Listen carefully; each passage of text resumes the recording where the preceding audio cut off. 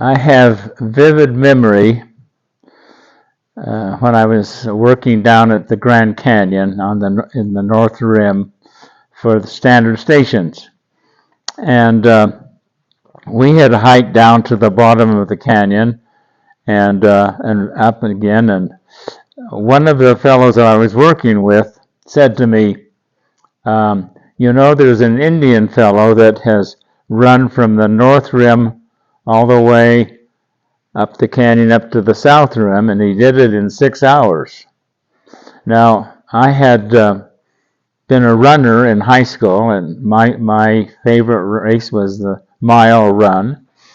And I had placed 6th in the state in the mile race in high school, and I thought I was a pretty good runner. So I said to him, I think I can beat that record of that Indian. And 3 of my employees that were working together in the standard stations, they each said, if you can run you can do it in less than 6 hours, we'll each give you $100. But if you don't make the 6 hour, do it in less than 6 hours, then you pay us each $100.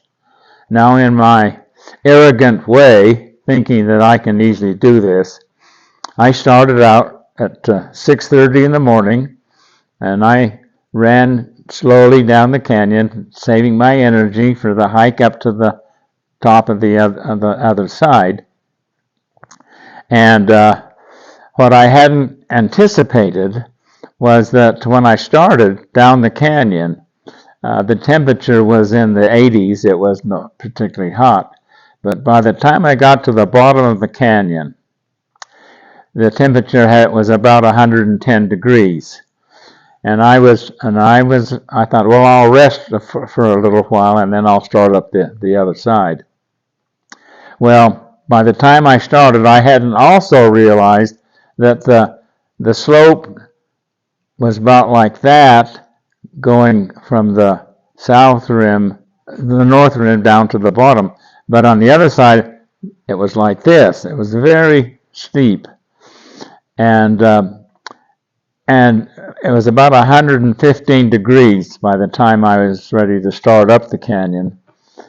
And I suddenly realized that this is much, much harder going up than it had been coming down. And but I was still confident that I could do it in less 6 hours. But I got about halfway up, and I said to myself, I can't do this.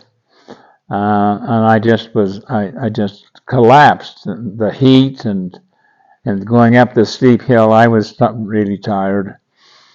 And so I said a little prayer, and I said, if you will help me make it to the top, I promise I'll never gamble again. Oh, because I was gambling that I could make it to the top.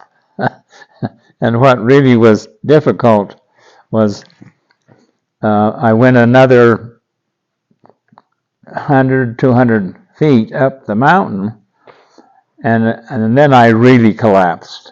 I was really tired, and my legs just gave out.